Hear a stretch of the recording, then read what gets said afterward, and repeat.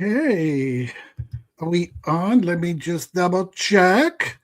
Hello, my dear friends. Please let us know if we're on. And we are. Okay. Hello, everybody. Hello. And welcome. For those of you who don't know me, I don't know who wouldn't know me, but I'm Miss Tara D. And my gumade. Please, Grace. Grace who? Everybody knows Grace. Oh, I'm Grace. I'm Mary Grace Farron. Author, speaker, world renowned expert in all Big things Italian and disturber. magic. Oh my God. And tonight's topic is La Befana, which is a very traditional Italian Christmas story. And but before we get into that, well, also anything else, Grace, you want to talk about during the holidays that's, uh, part of the Italian culture, please throw that into, we're making a big minestrone today. Anything you want to mix in? All right. But let's say hello to some of our dear friends. And Okay. a lot of them are your friends now.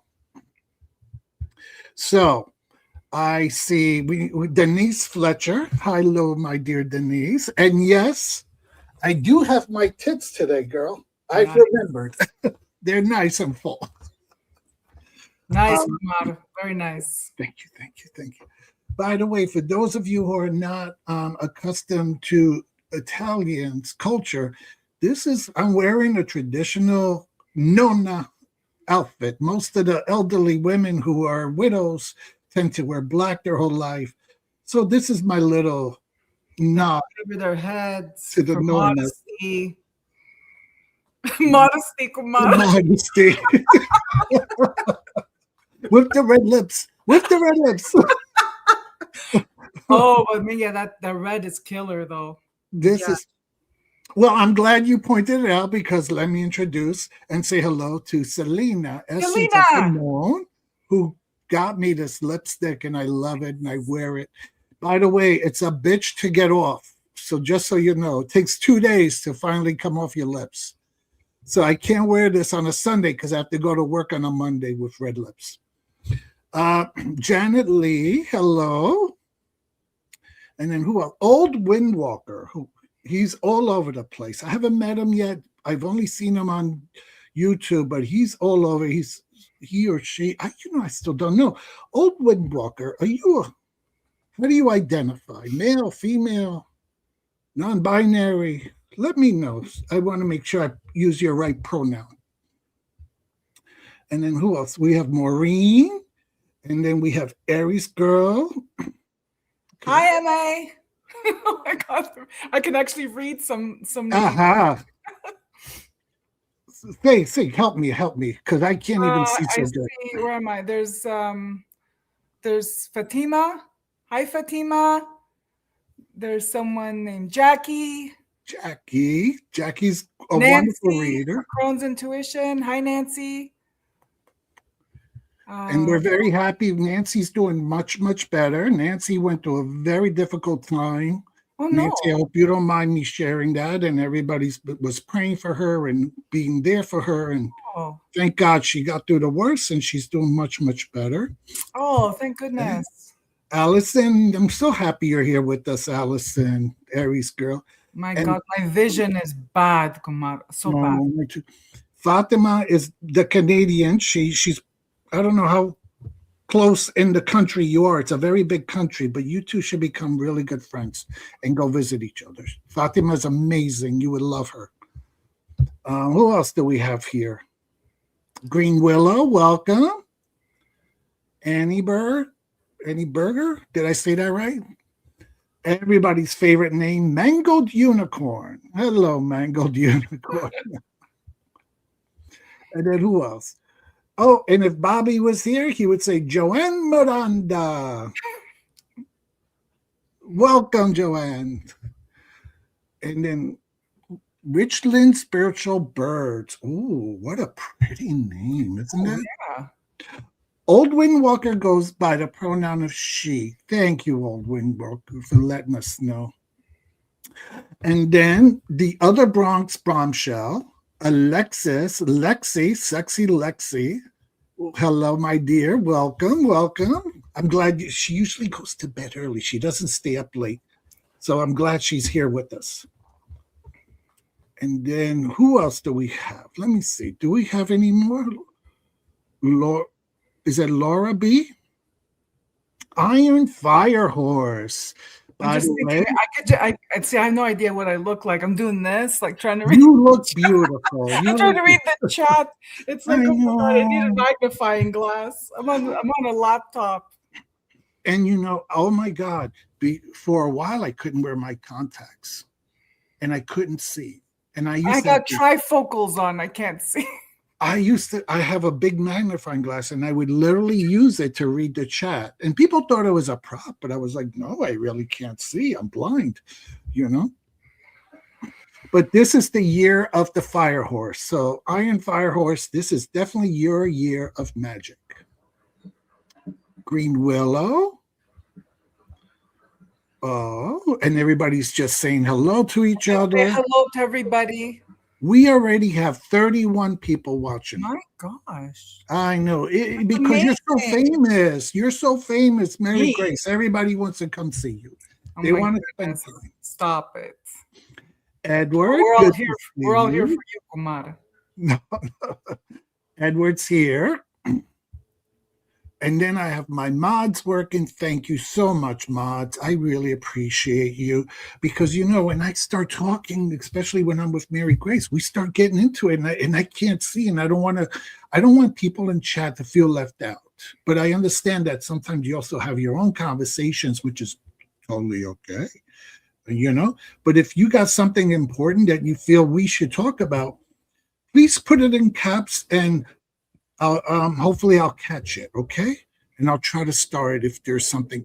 By the way, we are not doing readings tonight. So please don't ask for a reading because then if I don't read it and we don't do your reading, you're going to get insulted like we missed you. So I'm telling you from the very beginning, we're not doing readings, okay?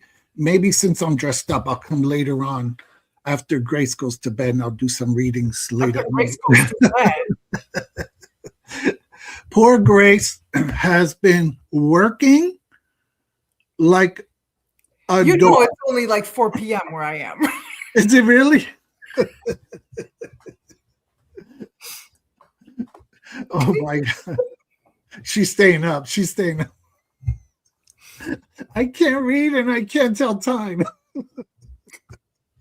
But I got my tits on. You got my tits on and you live in the future. You're 3 hours ahead of me. Right? As long as we got our tits, we're good, girls. Yeah, me too. Oh. Bridget is here. Where are you, Bridget? The infallible witch. My goddaughter, both Bridget and Selena adopted me as their madrina. God bless you to both of you.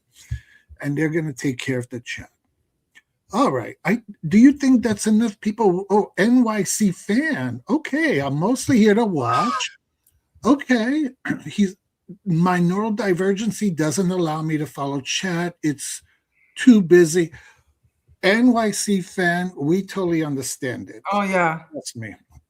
And I so appreciate you. Yeah, just sit back, relax. Yeah, and trust me, I can't even follow the chat. So don't feel like you're the only one, okay? I think half of the people in the room can't follow this chat sometimes. It just moves so fast, Okay. Thank you, Jackie B. She said yes to everybody. Please like and subscribe. And, please subscribe to both of our channels. Jackie. Come on, didn't you hit your 1,000? I did. I reached Rudy. Grazie mille, grazie. Yes, that was the manifestation goal, to reach the 1,000 by New Year's Eve. And we actually did it. Thank you to everyone again who supported me in reaching that 1,000 mark. And I think today was 1,018. Nice. I know, I know. It's all for bragging rights. It's all for bragging rights. That's all it is. It's all it is. I don't have the energy to put out a lot of content to be monetized. Oh, So I'm not monetized either, huh? yeah, No. it's just for fun, just to Yeah. see it there, I just don't want the pressure of being monetized, right? yes. Also, to be honest, sometimes I say bad words. I can't fucking believe that. Oh, It's like, it's like I can't get. There's no way. I don't think I've ever done a video where I didn't say fuck once. You know right. what I mean? Where I didn't say it at least once, right? So Oh my God, that's why I love you. I think that's why everybody loves you because you're so real and authentic. Oh, I'm a mess, Kuma. here I'm wearing my Sunday church clothes. I know you're looking so pious. So Oh my God. And just the way that veil, the way it cascades over your hair, my God, it's troppo elegante. You're too elegant. and just so you know, I made this wig. Stop it. No, I did.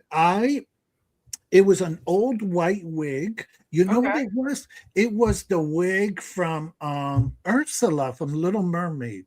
Okay. Okay. I And recognize the hairline a bit. Yeah. Yeah. yes, yes. And I was bored with it and I couldn't use it. And then I was learning. I said, when I was homesick all the time, I was bored. I said, let me try learn how to make a wig. So I went on YouTube and I said, let me use an old wig. This way, if I don't like it, I throw it out. I'm not wasting a lot of money. And I learned how to make, they call them victory rolls. Yeah. Yeah. So I made victory rolls going in and all through the back. Oh, Maron. It's Isn't yeah. that? And It's then it's stunning. Like it's a sculpture, right? it is. And then so today my husband he was like, "Oh, you should wear your big one." I said, "No, I want to wear this one because I need the veil." And it worked. It worked. You know. I'm having a little bit of veil envy. I feel like I need one now. Go. You need to run and go get a veil. I don't have one. I'm gonna need one. You're gonna. You're gonna have to move to no. I'm gonna have to move to Canada because it's better there, and I'll bring you a veil when I move. Okay. Hello, Heather. Heather by Brush Bone Indigo Ash. How are you, Heather? Thank you for coming tonight. And I think we said hello to mostly everybody. No, do you see anybody Do I see anybody? Oh my God. that we might have missed? For the forest, full of the forest. Hello. Yes, she does. Everybody's saying hello. Oh, I love it. Century Countess. That is a neat handle. Oh, yes, that is. Bridget, thank you for posting Mary Grace's link for her Oh, thank you. YouTube. Bridget and I actually got to do some readings. Was it New Year's Eve? Yes, New Year's Eve. We were on. I don't remember. My brain isn't so good, but we were on somebody's chat on live, and we both got to do readings for people together. It was so nice, Oh, I yeah, love reading with other people. course. Yeah, readings are fun. She said, "Madrina, I'll send you." Oh, it looks like a crown for a beautiful queen. Thank you, Denise. Now, just be careful with that one. If you think you curse a lot, oh, wait till you see Denise Fletcher. She used to be a truck driver, and she talks like a truck driver. Nice. She's a No, why?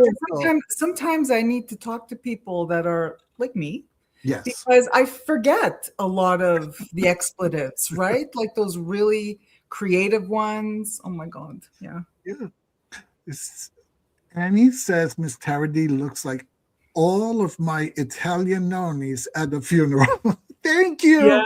I succeeded in the look. I Yeah. succeeded. But isn't this a beautiful dress? Look at this. Look at the. Oh my goodness. Yeah, that is nice. and look at the sleeves. Oh, you have to appreciate the Oh, and look. Oh my God. I Look. needed to ask you about, yeah, your necklace. Let me see if I can get close. Look at this, like Ooh, all little coins. ooh, I like Isn't that. that gorgeous? Mamma mia. Right? So yeah, I haven't worn this in years, and I said, "Oh, this is the perfect necklace for this dress." Nonna Regina. See, perché no? Mhm. And we're gonna need translations on the I back. know we're gonna Oh my God, subtitles. subtitles. Bridget, how's your Italian? I need you to start translating. Subtitles. That's what she was So, going for. so I'm just doing a little scrolling on my phone, Yes, yes. like a rude person, because I'm looking at the Bafana story. Like when I look it up online, it's not exactly the one I grew up with. Well, so like if I don't know how to pull up pictures because I'm not very technology, but for those of you who are not familiar with La Befana, this is La Befana. Okay. Now the Befana, And she's a a tooth? Does she have one tooth? one tooth. I love it. And she's a little different than the kitchen witch. Hmm? Yeah. So I have my A little kitchen more witch, aggressive, I think. a little, yes, yes, I think so too. My kitchen witch is out all year long. I have that one there. And I learned how to make, I made if you go to my videos, I made brooms. Yeah, I did watch that. So I put those on my kitchen witch and I changed them when they get, old, and this way they stay nice and fresh. But La Befana, Not too loud. My kitchen witch is gonna hear you and she's gonna get mad because she's had the same like stinking broom for God knows how long. shame on you. Oh yeah. Vergogna. They're gone.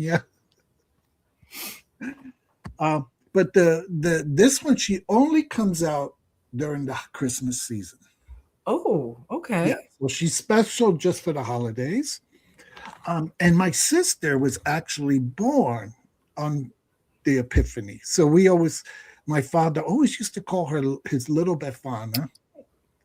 And she's got a whole collection of them from all over. Cute. And it was interesting. I was in Texas. And if you ever go to Texas, they have huge factory buildings that are thrift shops. You can go and there's so much. Oh my And I God. walked through the door one day. We were there on vacation and we decided to go browsing. And I walked and it felt like I knew where I was going. I had never been in this place. Did you ever get that feeling? Yeah, especially And in those kinds of places. Yeah. Yes. And I walked and there was like an energy. It was probably my spirit guides. They turned me over to the left and up, and there was a Bafana doll, a real Bafana, not a witch, a Bafana with the sack and everything on the top shelf on the left.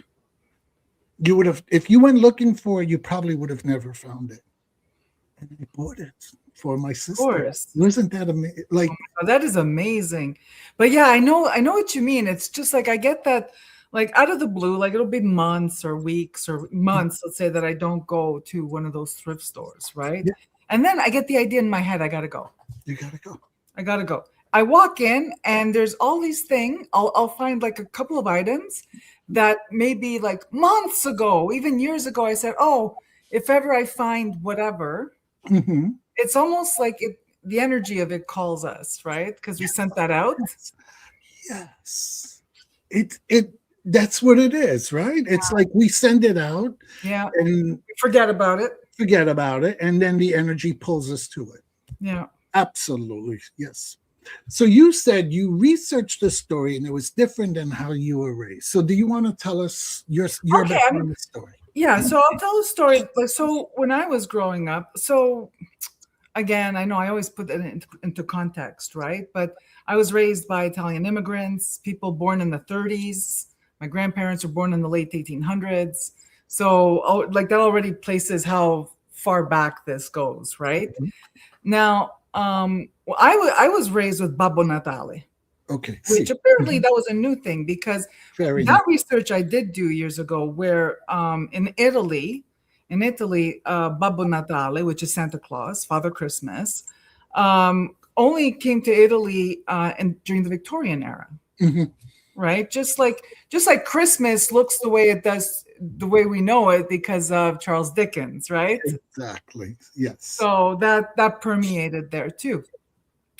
But growing up, my aunt was always telling me La Befana, La Befana, La Befana. And La Befana, it would come up like even during like the summer or whatever, right? It was like this entity, La Befana, that Mhm. only later on I learned was for Epiphany and was like a gift giving thing, right? Yes. La Befana. Oh, she was a witch. She was a witch. She was a witch, which is interesting because when I researched, Mhm. I didn't find anything about her being a witch. No. So it's not just me then. No. She was. I was raised that she was a witch. She was a spirit. She was a witch, Mhm. and she was like even a mischievous spirit Mm. that Okay. would, like, if someone's giving you a hard time, she would smack them with her broom, right? So yeah, like for me, this whole epiphany thing came later, learning about it. Like Oh. when I went to Italian school on Saturdays. In Canada, we had Saturday Italian school, Okay. 3 hours wish every I Saturday had that. morning. We didn't have that. I wish I had that. That would have been lovely. Yeah, Yes. for anyone who doesn't know who I am, you're meeting me for the first time. I grew up in Montreal and in Connecticut, in Bridgeport and in Middletown. Um, but during the school year, I grew up in Montreal. And I went to I was enrolled in Italian school probably for 5, 6 years. Oh wow. So it was very dramatic. I didn't get to watch cartoons. It was so sad. But anyway, so that's why I learned the story of the Befana, which is still different. Mhm. The one I learned from the Italian school books was still different. But I think so. So I know I'm yakking away. Let me get No, to it. no, no, no, no. I love it. I love it. It's interesting, right? So I learned that this Befana instead wasn't a witch. This is what I learned outside my home. She wasn't a witch. She was this old lady that the three magi asked her for directions because they were wanting to go visit the baby Jesus, Hmm. which already I didn't understand because, well, wasn't there the star? Or like, Well, men never ask for directions. So I uh, think that's why and they that got too lost. surprised me because what are they? They're asking La Befana for Yes. directions. Yes. So but the story I was told was different. There was no magi. There was this Befana. Yeah, there was La Befana, who she got news. I think it was from a bird or something like that. I think it was a bird that came to her house Interesting. and told her that the baby Jesus was born. Mm. And she was cleaning her house and she had to finish sweeping and doing all that stuff and getting her house all ready and everything and cleaned up as coupa and everything with her broom. So by the time she was late. That's why Epiphany is on January 6th, Okay. because she was futzing around in her house trying to get it all cleaned up and everything. She gets the news that the baby Jesus is born. She starts in the direction to go visit the baby Jesus, Jesus Bambin, and by the time she got there, it was already the 6th. So she got there. So Yeah, that's interesting because most to bring him a virgins, present. That's but why she most, brings presents, because but she wanted to go bring him a present. Because yeah, in our tradition, it's very important that when a baby is born, we bring a present, we bring a gift. sure, you never go anywhere empty-handed. Never, Never. my Ooh. empty-handed. But that's interesting because in most versions of La Befana, she never finds the baby Jesus. Exactly. Yeah. So, Whereas the one that they taught me, mhm. no, she finds him and she goes and brings him a present, and Oh, and that's why you have to bring a gift when you go visit a new baby. interesting. And See, that's why you don't go the same day they're born. You have to wait at least a week before you go visit. yes, yes. Well, you know what's interesting, and it's changed, but back in the days in Italy, you waited a week before you took the baby outside, okay? Because you had to wait at least 5 days to have the baby baptized. Yeah, So you didn't bring people in to see the baby, and you didn't bring the baby outside, because if the baby wasn't baptized, and God forbid you did malocchio or something, that malocchio is in everything we do, everything. and the baby died, the soul wouldn't go to heaven. Exactly. So that's too why they waited. Okay, so now let me share from what I was brought up with. So again, Babbo Natale, really, in Italy, they don't do Christmas like we do here in the States, right? Or in Canada with the big Yeah. We trees and have the Babbo chocolate. Natale here as immigrants. Yeah. Yes. In Italy, you don't even do Babbo Natale. You don't get presents on Christmas Eve or Christmas. On New Year's Eve, you get presents in Italy. You got New Year's. We got something for La Befana, and it was always something small. Okay, it was maybe a pencil with some erasers, a little bit of candy.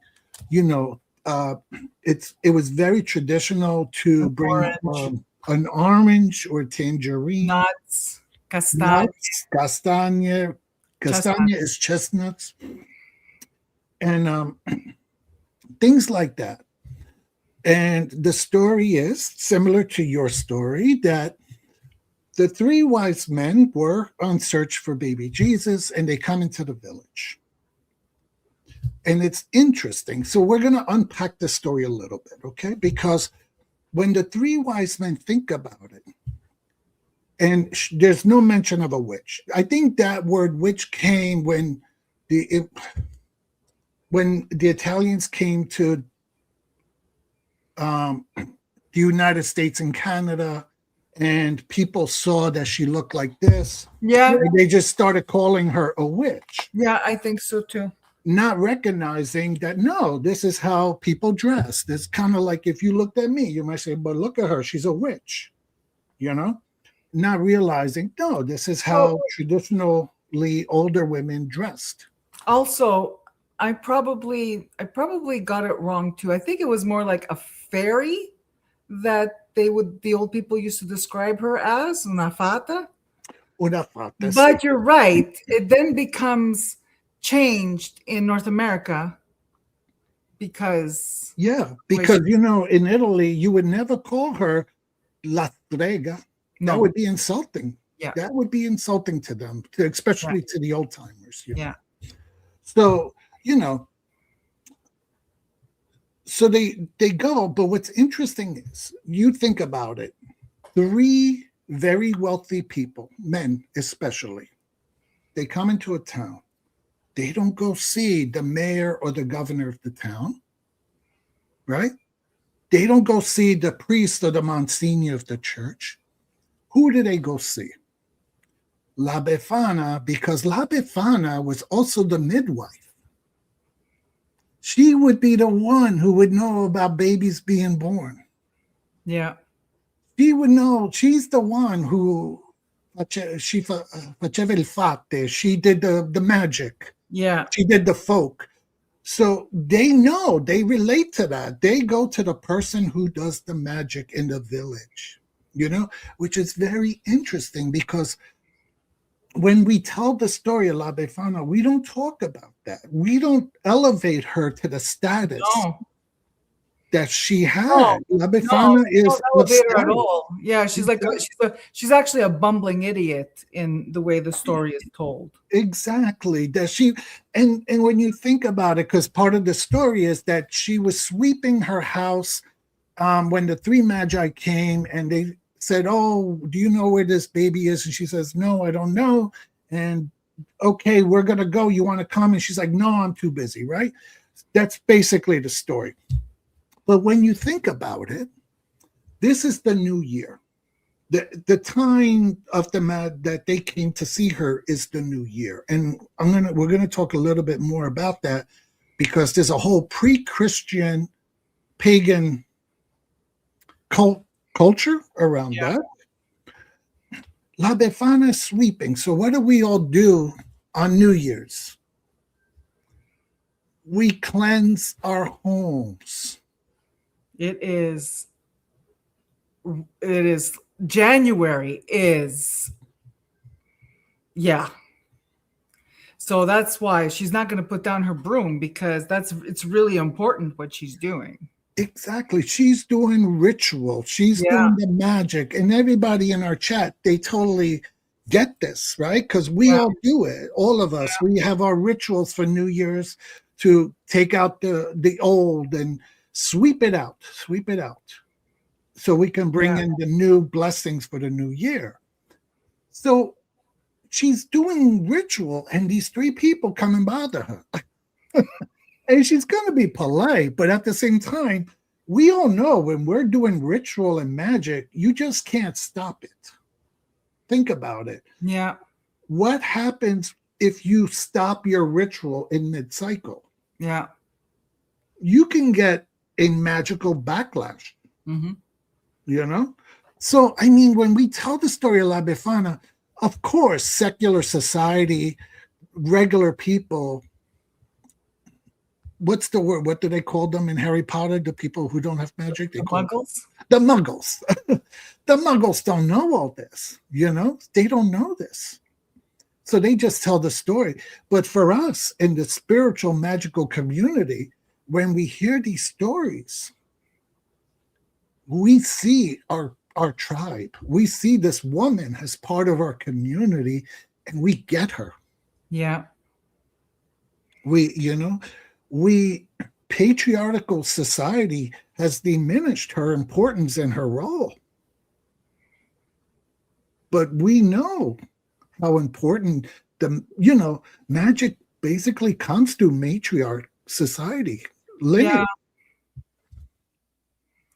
Yeah, I have so much to say about how everything was rewritten, right? And even it was rewritten, the context, the focus became patriarchal, but the language is still there of matriarchal, because Jesus is who's Jesus? Jesus is Jesus, right? Who's Mary? The mother of God. Right. We still say mother of God. Right.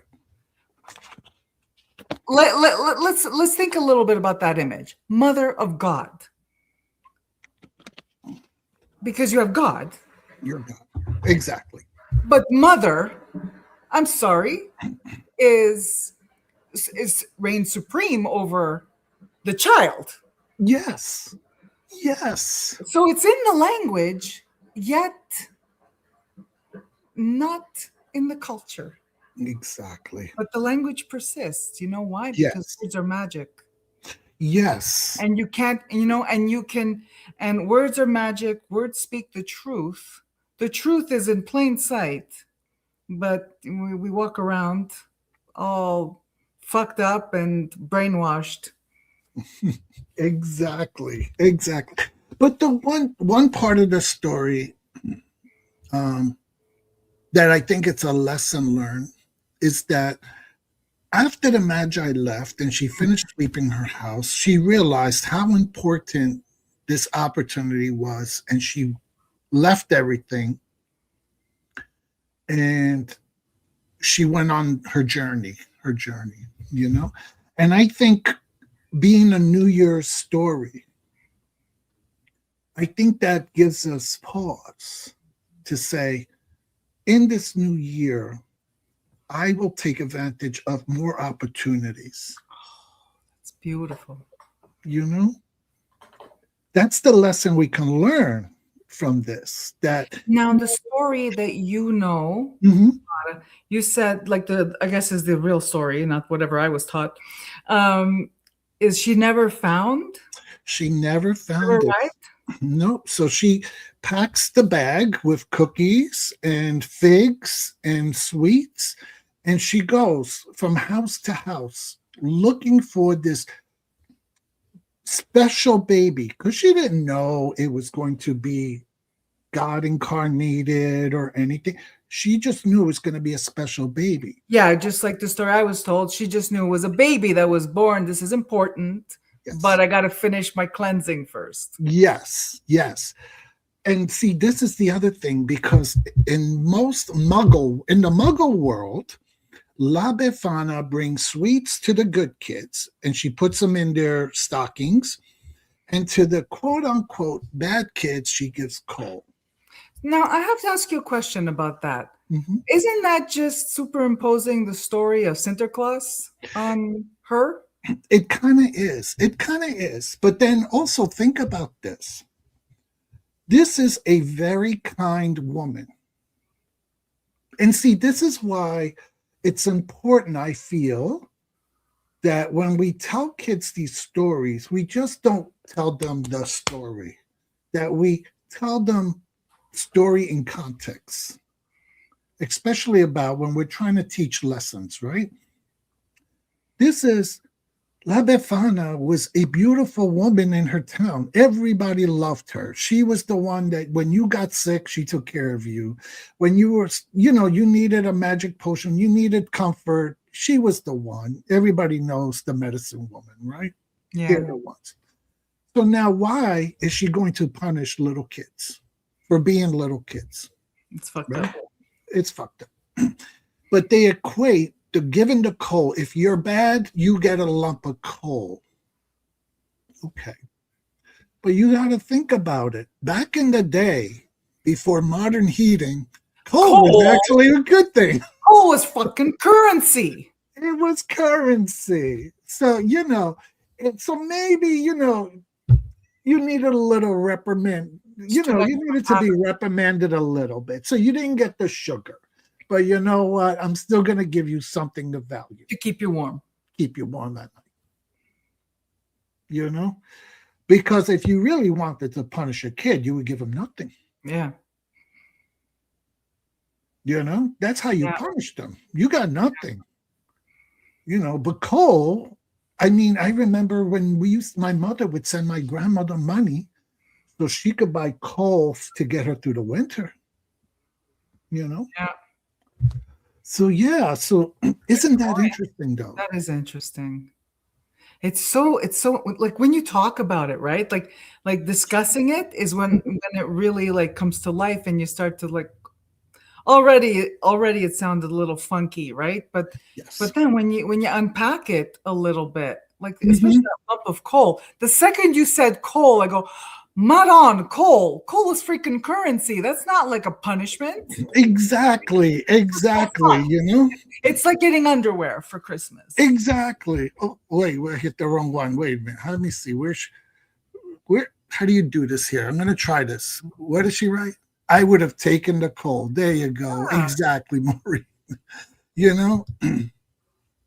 So isn't this a lovely story? It is. You have to show your Befana again. You got to. Yes, you have to see her. Yeah, we have to venerate a little bit because. Oh my God! Beautiful. Her clothes. Oh my God! But and I really encourage everyone after the show tonight during Google the story and read it. They have it online and there's some videos. There's a woman, didn't get her name. I saw her on YouTube. She's actually from Pittsburgh. And her life's mission, she has a professional career and everything, and her parents were doctors and whatever. But she goes around teaching, dressed as La Befana, teaching people about La Befana. Oh. So, yeah, it's beautiful. So I encourage people to watch the story. And as you watch the story or read the story, think about what we were talking about tonight, and the symbolism, because La Befana needs to come out of the closet, and we all, the way we do, she Yeah. was the original charmed one. you know, Yeah. she was the one with the magic. Now, Yeah. She was the original Christmas magic when it comes to children, especially. yes, yes. And so I want to go even a little further back. Okay. Okay. I sent you the thing. I don't know if you had a chance to read it. I did, but don't quiz me. No, do you have it in front of you? Do Talk about it. Do me a favor, talk about it so I can rest my mouth a little bit. Okay, so um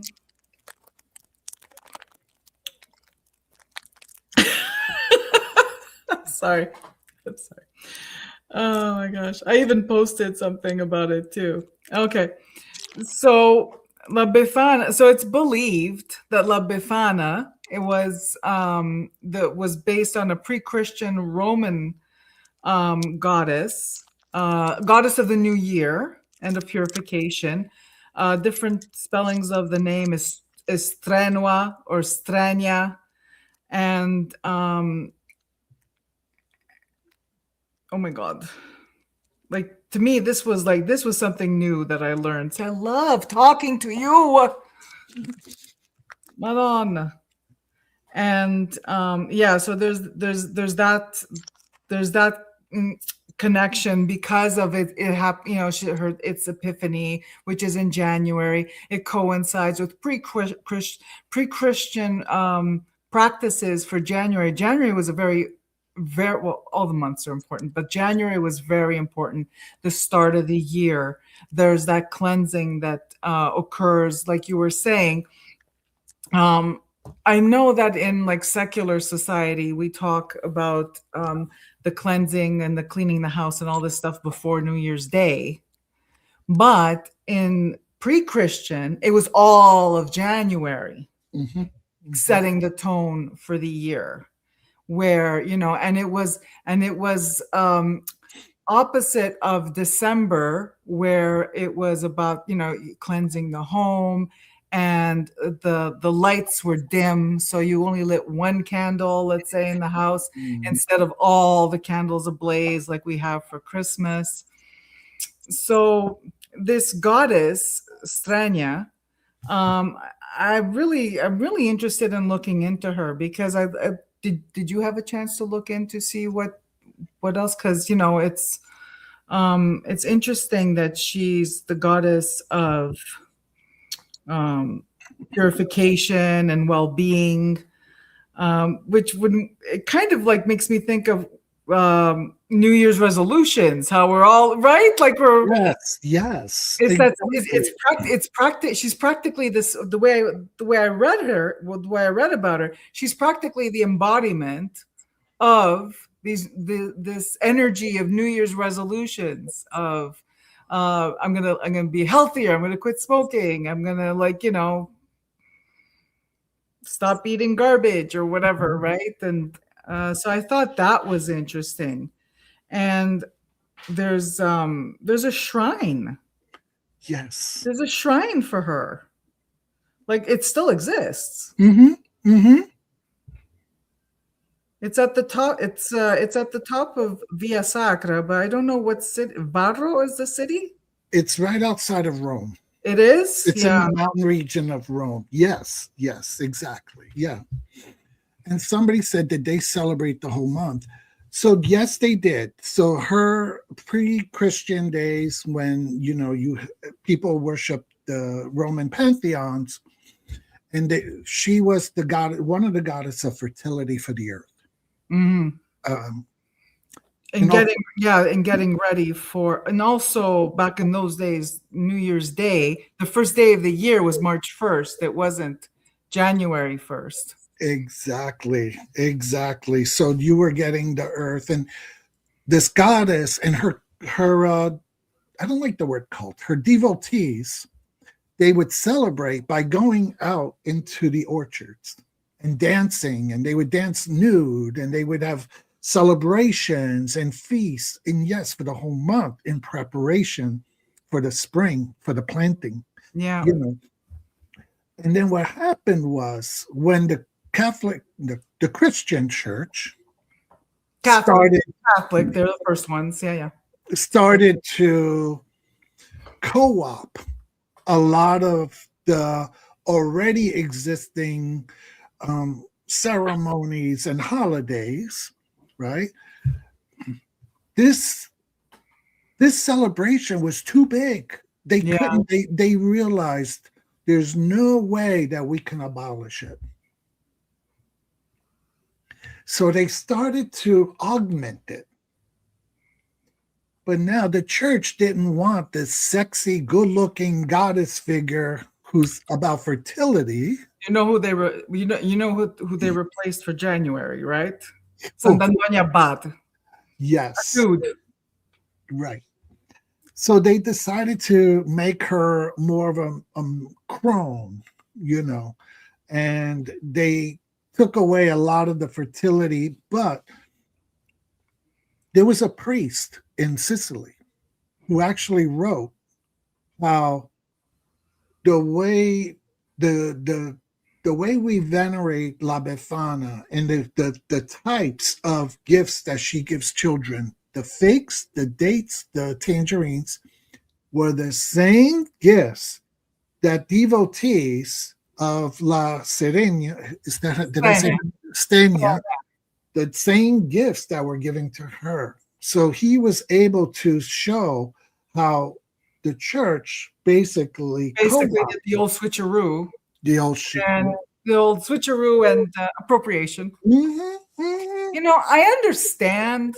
I understand why they did all those things. They did it because, to get people to comply. Let them let these peasants, these illiterate people, keep their customs. Let's to placate them. Yeah, How insulting! how insult. So Janet, the chat just jumped just when I saw it. Where is it?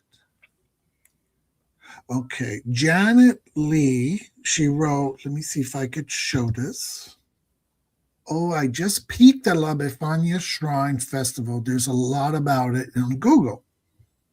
Great. Janet, let me see. I'm going to see something. Janet, you're a mod. If you find that link you want to, or if it's a video, feel free to put the link in the chat and so other people can go to it later and take a look at it, But it's just, this is why I wanted to do this tonight because, it's a story, but it's been quite truncated too, though, right? Because when you focus only on La Befana, a lot of people grow up not knowing that. So in our secular culture, January is what? It's a dead month. It's a dead month. It's a dead month. Yeah. It's oh my God, what is it? Blue Monday. The third is it the last or the third Monday in January where they did studies where is the most depressing day of the year. Oh, I don't know. Insane. That's why it's called Blue Monday. Yeah. That's why it's called Blue Monday. They did studies. In conjunction with, mental health professionals and surveys and whatever, that Blue Monday, which I think is I think it's either the third or the last Monday in January, is the most depressing day of the year. So already this January, like people will, when we talk to people, right, and like just the way our culture is set up, people come off the high of the holidays, and then they land in January. There's the credit card bills start rolling in. All that, all that. Say that too loud. My husband is watching in the other room. I don't want him to know about the credit card bills. The credit card bills come in. There's all the festivities are over. If you have loved ones that were visiting, they've left. They've left. I find that January, the way we live it culturally, is really fucked up. Mhm. And it used to be it used to be an ongoing feast Yes. because That's why they call it there's that song, The 12 Days of Christmas. yeah. Because you celebrated for 12 days, It wasn't just you come, you open a present, and then goodbye. You don't see nobody. It's so anticlimactic, And I used to see this more when I was growing up with the immigrant parents that were still living, right? And the nonni and all this stuff, that they continued the Christmas time. It was buone. First of all, let's start with the fact that they didn't say Buon Natale or Buon feste. And feste started in November. That's right. And went all the way to the end of January. Mm-hmm. Mm-hmm. But here it's like, okay, well, we're done. We open up the presents on the 25th and we party on the 31st. And by January 1st, everything goes back to normal. Yes. It's very abrupt. Yes. Well, in northern Italy, the holiday season starts with the Feast of St. Lucia. So in different parts of Italy, it actually starts at different, like you said, some places in November, other places in early December. I think her feast day is December 8th. I'm trying to remember why I said November, because I remember November 11, I think, is in some places. Is that the Annunciation? No. I don't know. But it's winter, first of all, started like, as we say, winter solstice, December 21st, right? Because you go by the Gregorian calendar and all this stuff. But in folklore almanacs and stuff like that, winter started in November with Tutti Santi, All Saints. So like already you could see and it was ongoing. And when I was growing up in Montreal, the nonne, the cousins, the aunts and uncles, like after there was all this food that was prepared for Christmas and for New Year, and the festivity continued. Like it was, so there was Epiphany, but then the visiting, the gift giving, it still continued. Like halfway through January. Yes. Even though, and it was low key, but it still continued. Well, and it's interesting. Maureen just wrote, not in my house. I hold to the Irish traditions. We don't take anything down till January 6th.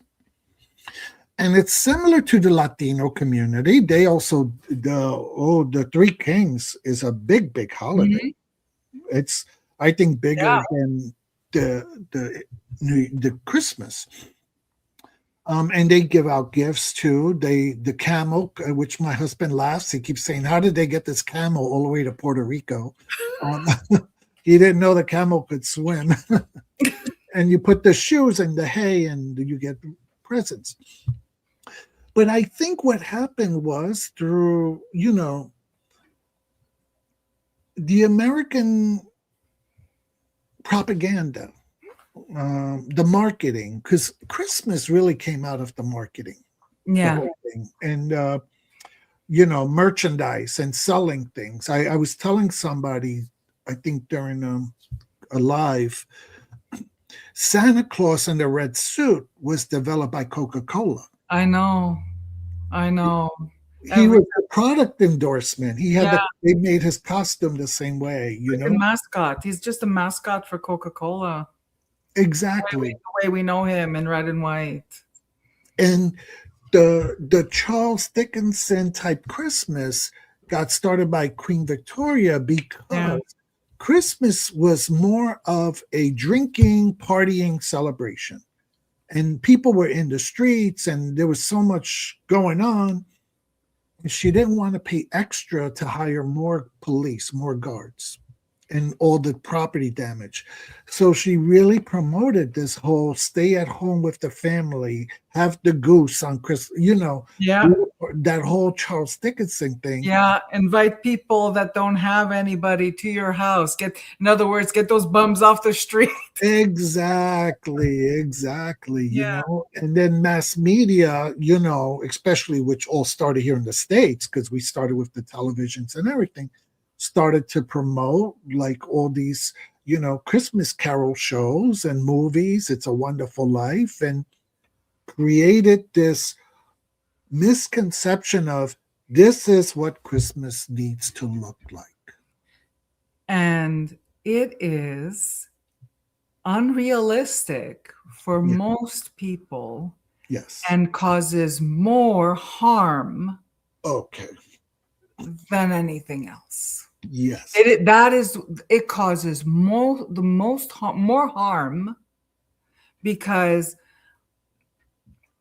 we're raised in it. We are bathed in it, that we don't even stop to think that we're being sold an image. We're being sold a product.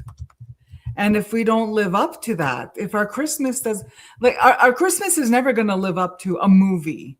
Our Christmas is never going to live up to this fictitious, this fantastical this idealized Christmas. And because of that, people suffer. It causes a lot of pain. Yes. Now I'm gonna share the story about my childhood, because everybody knows Miss Tarady always has stories about her childhood. But it also talks to the Italian migration and acculturation. So when we came to this country, we followed our original traditions. We didn't, Christmas was not a big deal. We had a little tinsel tree, and we cooked a little bit of food. We didn't do, it's in the whole 7 fish thing. That's an American Italian thing. That's not an Italian thing. We didn't do that. We had a nice meal, but it wasn't like that. Yeah. And we didn't get presents, but for La Befana, we did get our little presents. And I remember after Christmas, I went to and I called them my American friends' house, okay, because they were Americans.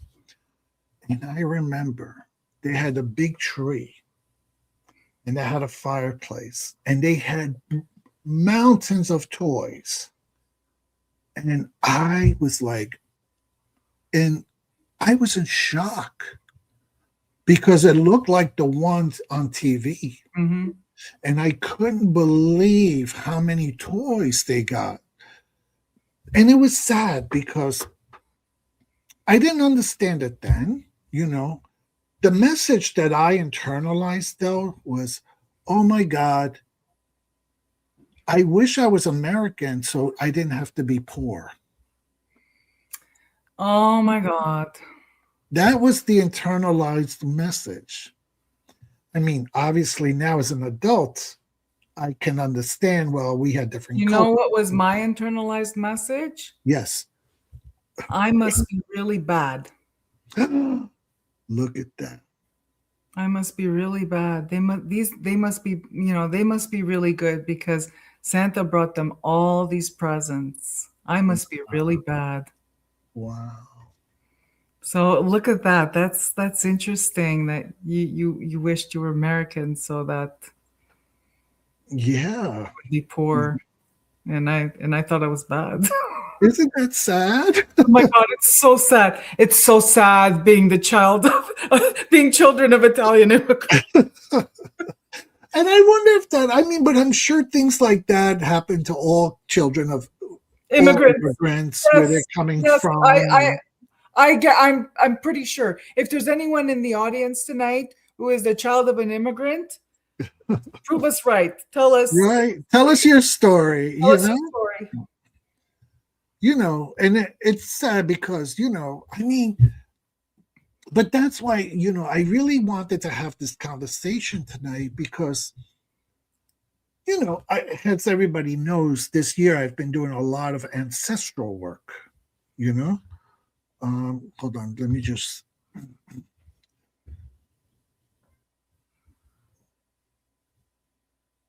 We need to get back to what matters. You know, but Selena wrote something. Okay, wait. Here, I don't. I'm not so good with this thing. Uh, where is it? Okay, let me see. Did I do it right? Yes. We were dirt poor. I felt the same, Madrina. See? My family struggled being immigrants. Yes. Oh, Grace, this is so heartbreaking to hear.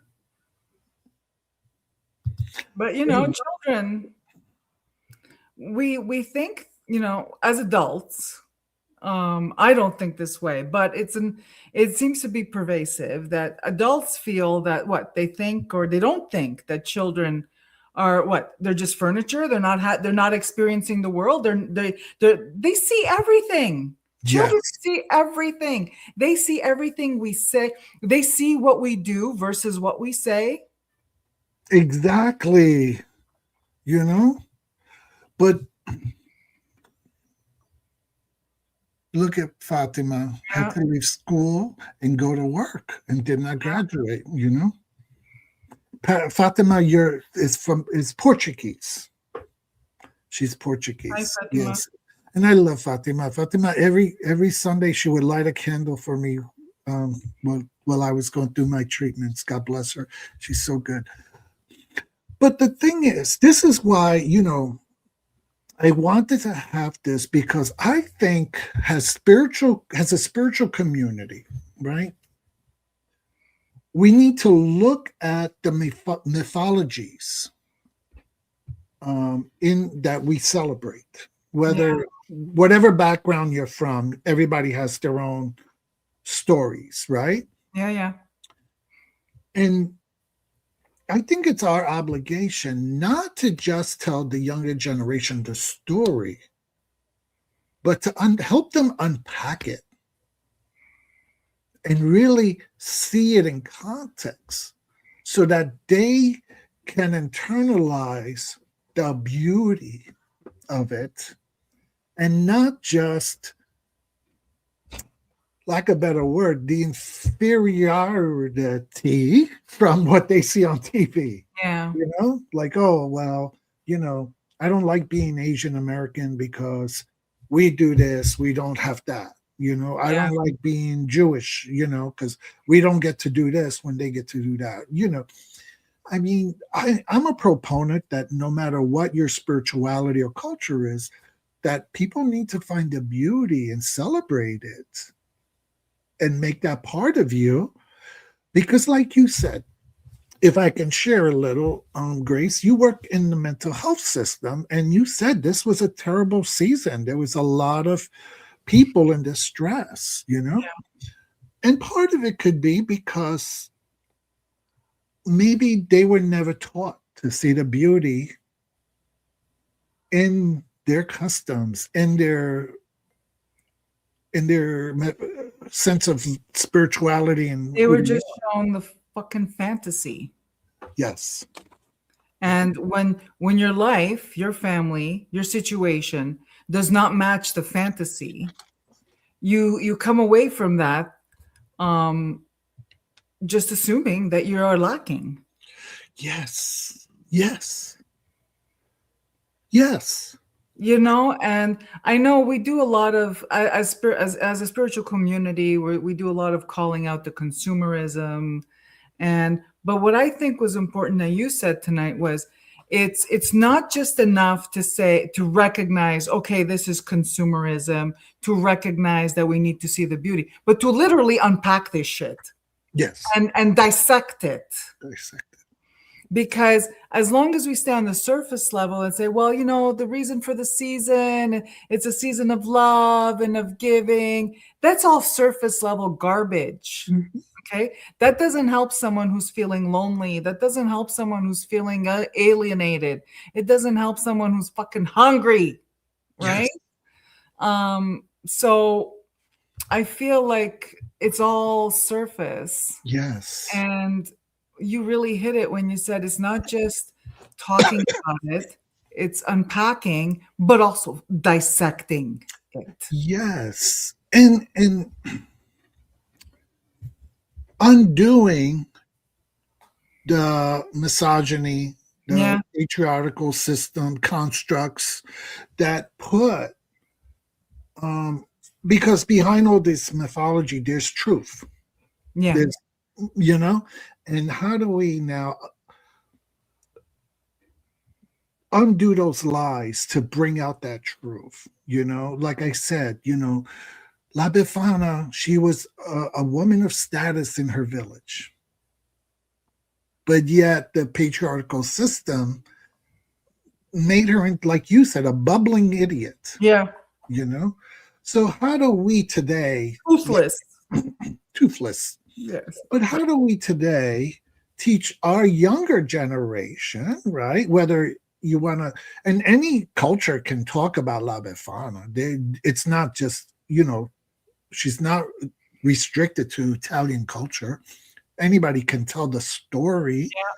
Here's a holiday story, and then Yeah. when they tell the story, Tail. right, tell it in a way where she's empowered, where kids can learn, like, oh my God, look, there's this beautiful woman from this town, and look how important she was, and look what a great thing she did, you know? And she wasn't just some bumbling idiot or whatever who was too busy. And she wasn't just a housewife. They Yeah, made yeah. her sound like the housewife. She's sweeping her house. She was doing more than sweeping a house. Mm. You know, because I'm sure there were no men running around doing ritual and magic. You know, she was the one doing it. Yeah. So, you know, it's how do we grow? Part of us growing as spiritual beings and mentors is teaching these lessons to new generations. Yeah. I talk too much. I know. I'm sorry. No, who talks too much? Janet Lee says I sweep at night. Yes. My husband, he doesn't sweep. He's got a vacuum cleaner, but it's the same thing. He's a fanatic when it comes to keeping this house clean. It's immaculate. You're not allowed to just pop in. You have to call ahead because he's got to make sure that the house is immaculate. You know, he's very good like that. Thank God. Oh, that's wonderful. Yes, he's very good. Yes. You know, and then when you were talking about like when we were both talking about Christmas and stuff like that, like when there's something that sticks in my craw about the holidays, right? And it's like, especially in our culture, where Christmas didn't happen if somebody's mother wasn't slaving in the kitchen. Yes.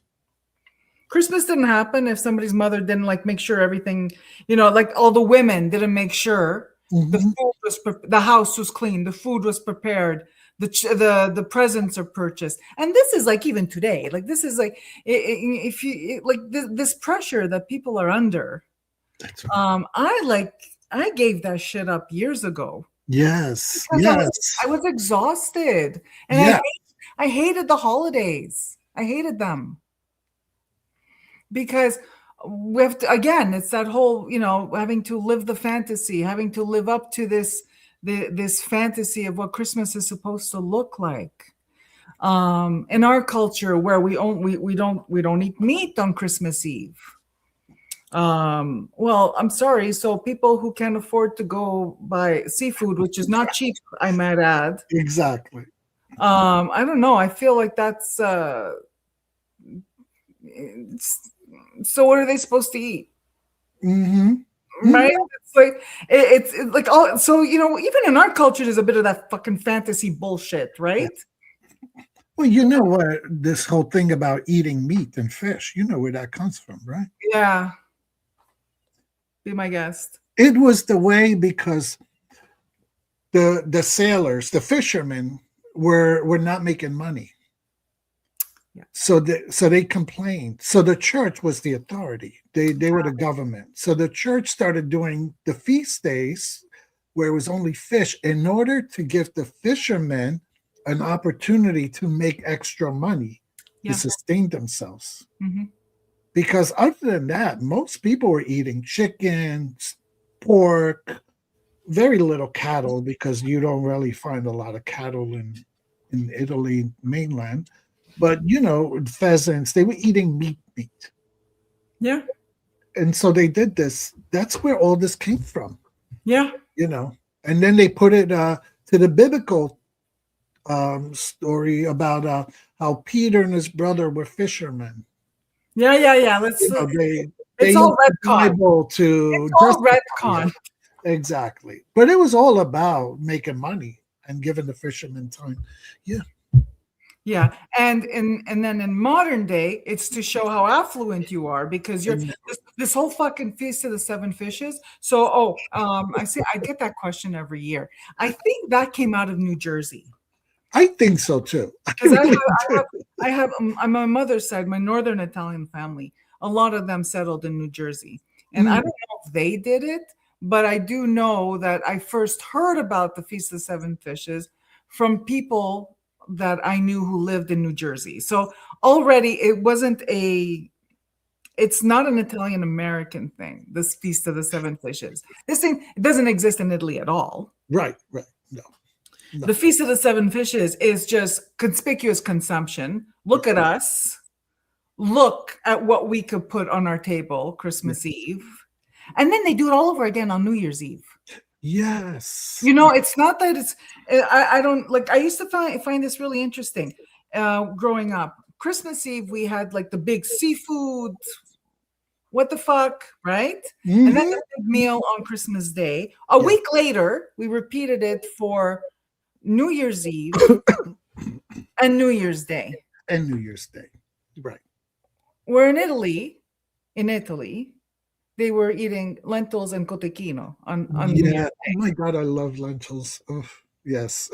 But Italian Canadians, Italian Americans were doing the big, massive meal on Christmas, on New Year's Eve, and then the big turkey and whatever, the roast beast on uh, on New Year's Day, like all the Yes. pasta dishes. This excess. What is this? It's like you said, it's a show off, It is. you know? Um, there's a term that's used a lot in Italy. It's called bella figura. Yeah. And bella figura is you put out your best. Yeah. Okay. But it's in Italy, bella figura is used to put out your best respectfully. Respectfully. You don't do non si fa le arie. Yeah. Okay.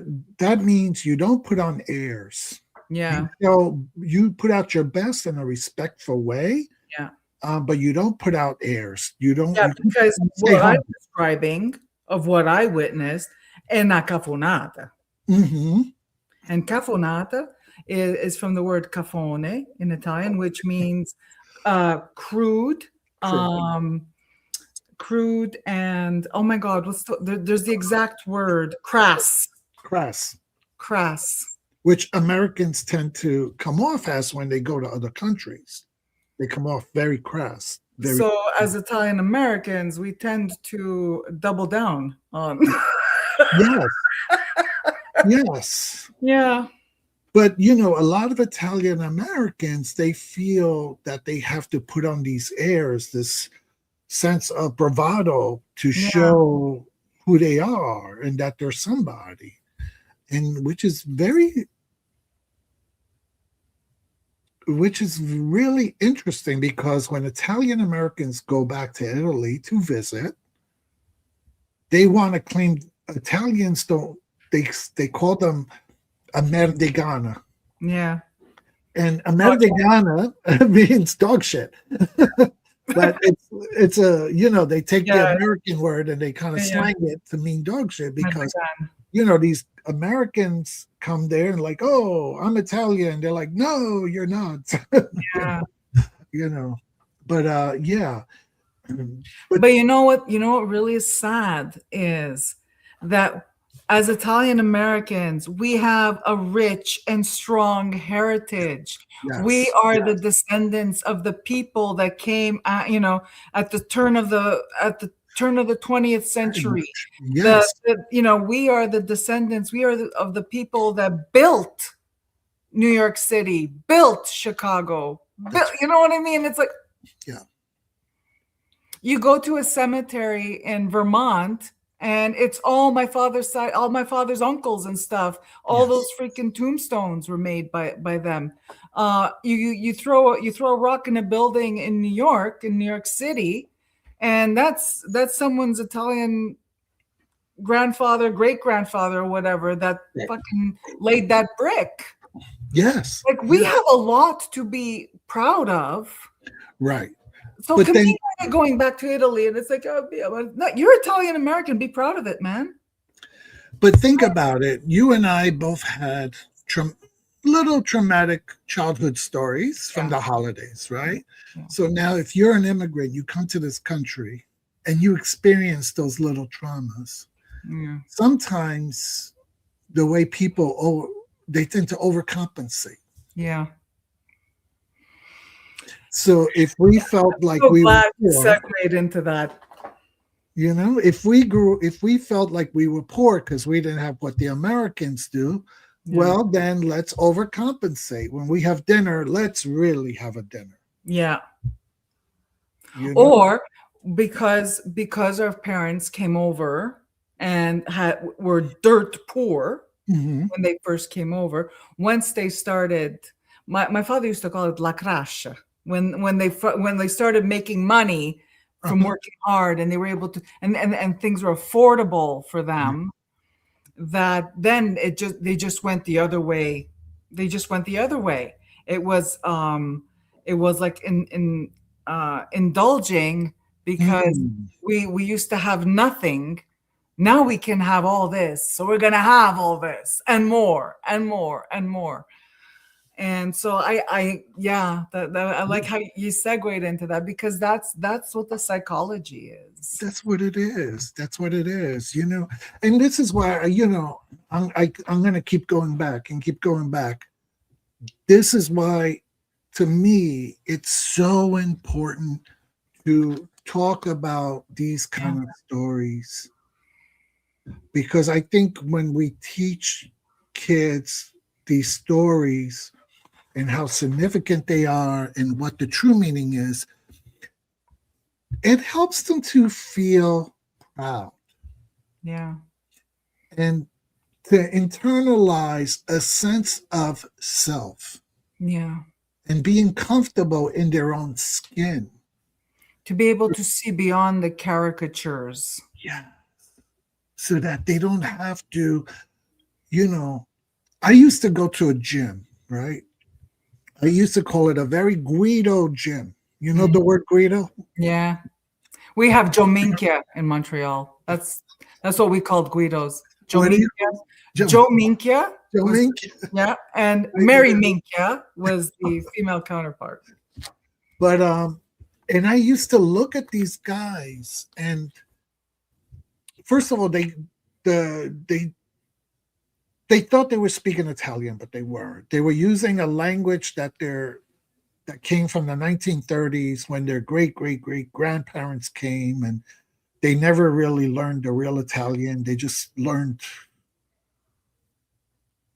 Italian. I don't even know. It's the Spanish called their language Spanglish when you mix the two, but I don't know. Well, with the Italians, what happened, because they all came from Italy, is not homogenous like other countries, right? So they all have their own language from whatever village they came from. So when they came to America, they were mixing their dialects. They were mixing. Well, I don't call them dialects anymore because they're proper languages. Right. The old people used to call them dialetti, but they're not dialects. They're real languages, because Italy's a republic, right, of different states that got together. And what you're describing, Kumara, is how they would mix all these words with English, and exactly what you said. They thought they were speaking Italian. Yes, and they weren't. And I used to come home and have these conversations with my husband, because I used to say, these Guidos, their sense of what an Italian is from, and this is why I don't like mafia movies because they're so stereotypical. Yeah. A lot of these kids, they think what Italian is what they see on TV. Yeah. These stereotypes. Yeah. And they have to walk in, hey, I'm Sal, I'm the bull, I do this, I do that, Yeah. And it's this persona that's not even real. It's like Caricature. a caricature, and that's why, I keep going back. If you as a child are being taught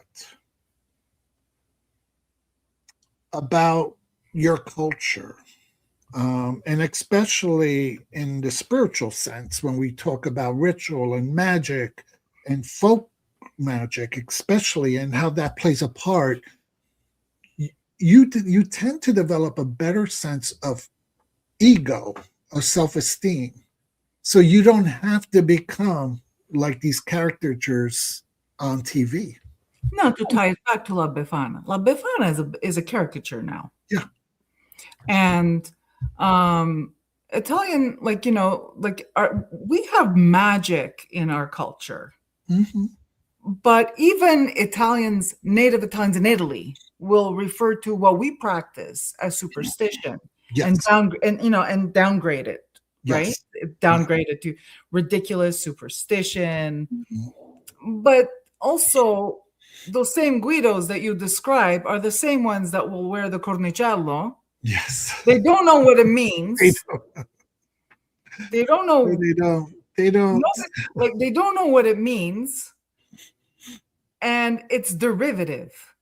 Yeah. That's potent magic, the cornicello. That's virility. That's it's like that's virility. That's the other side of the coin of fertility, right? And it's everything's become so derivative, just like like a Befana. Derivative. Yes. Again, I keep going back to that toothless. One tooth they gave. Because to have teeth means to be strong. Yes. Right?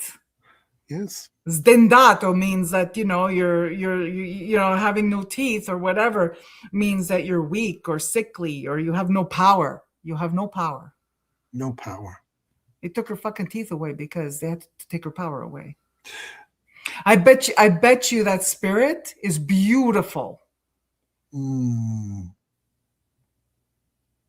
Probably, in spirit form, La Befana probably looks like this goddess.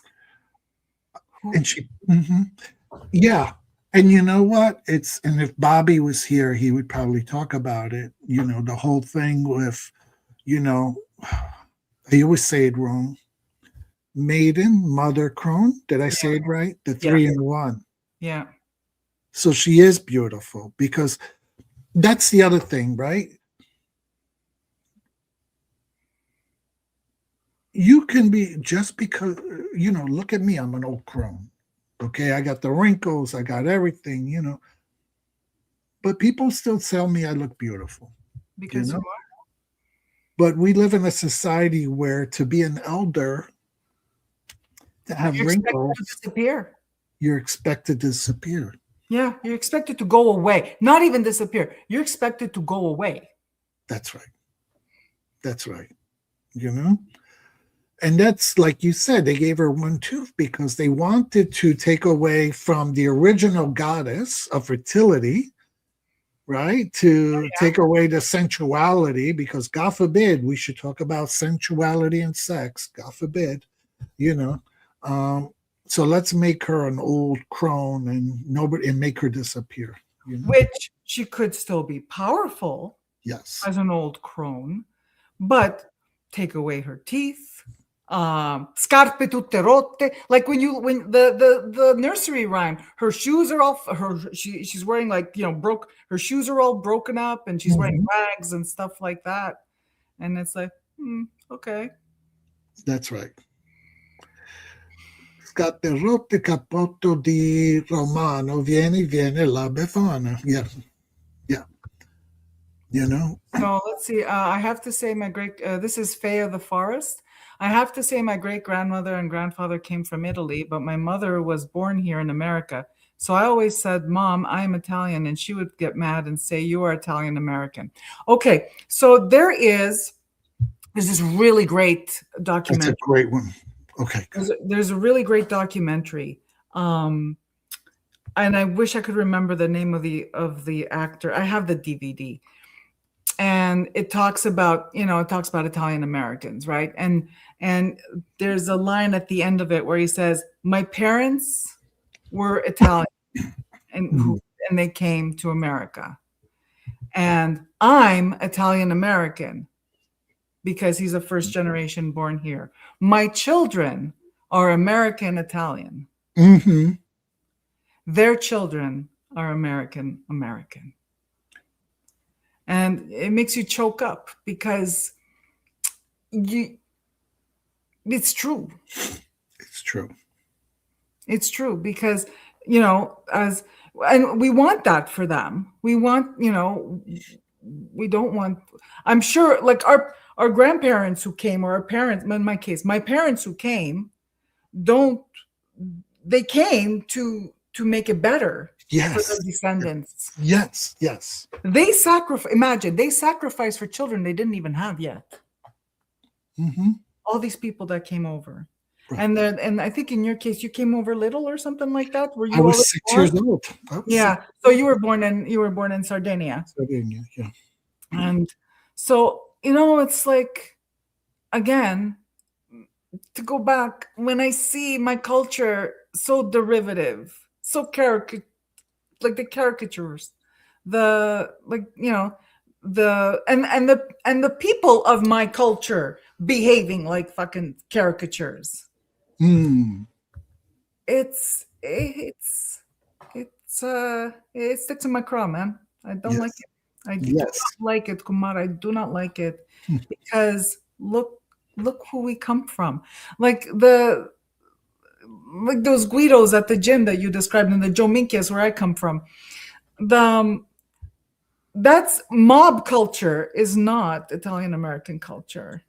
We come from the land of Michelangelo, Yeah. Da Vinci, Right. Galileo. Oh my God. Yeah. I mean, and I never understood that because, I mean, once again, it's television and the movies and they romanticized it, but, trying to say you're like with the mob, that's almost like, would you say, well, I'm with the Bloods or I'm with the Crips or I'm Yeah, with the, Latin Kings or whatever? yeah. No, the MS-13. Why would you want to do that? And it's just that television made it that way. And, Oh, it's sexy. They're it's criminals, sexy. murderers. Yeah. you know? But, and I just want to let everybody know, we are not disparaging Italian American culture. No, Nor are we saying one is better than the other. We're no. just talking about how to uplift the good, Yeah. the beauty of it, And what the conflict and is. what conflict is, Yeah. because Grace doesn't know, Mary Grace doesn't know that I was stalking her before I even met her. And she did, yes, I was, and she was on a show with three other people, and I don't know their names. I should, but I don't.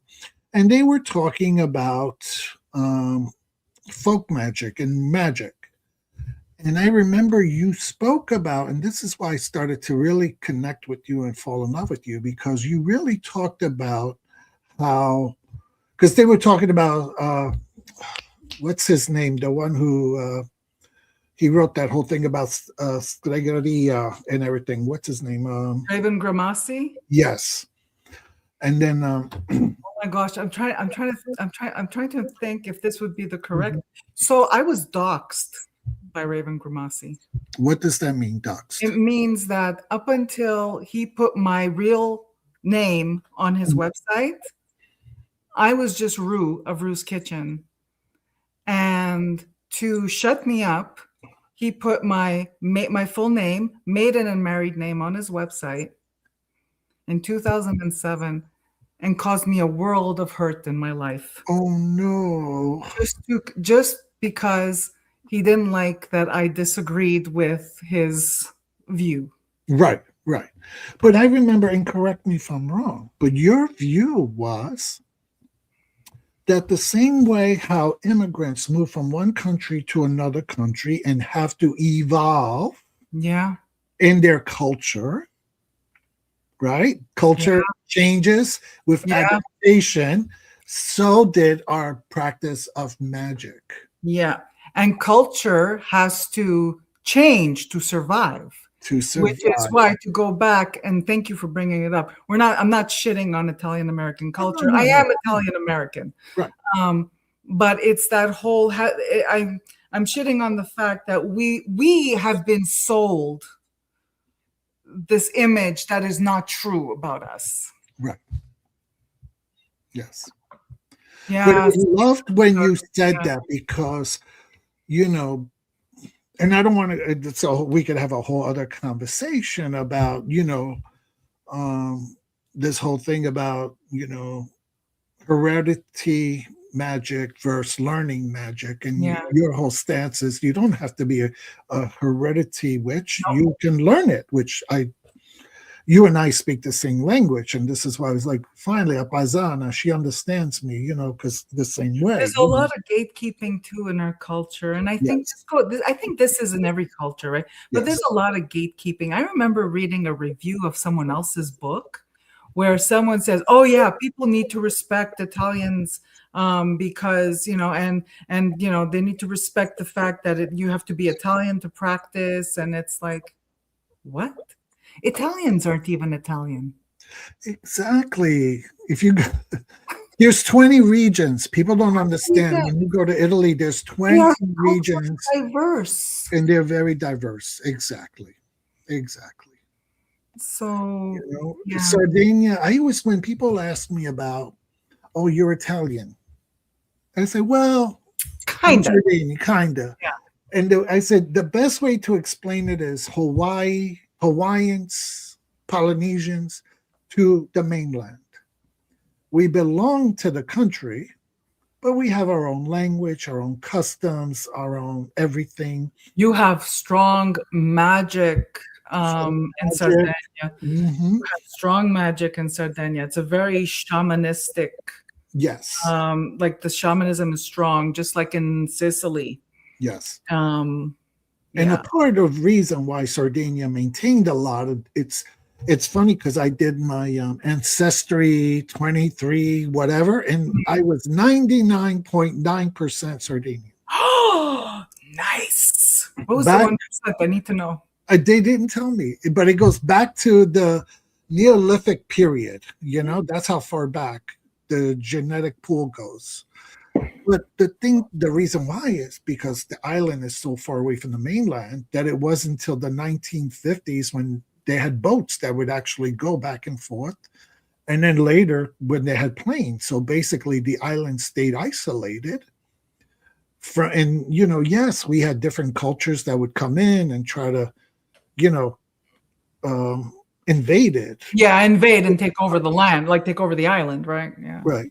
But pretty much the main indigenous people would stay to themselves. Yeah.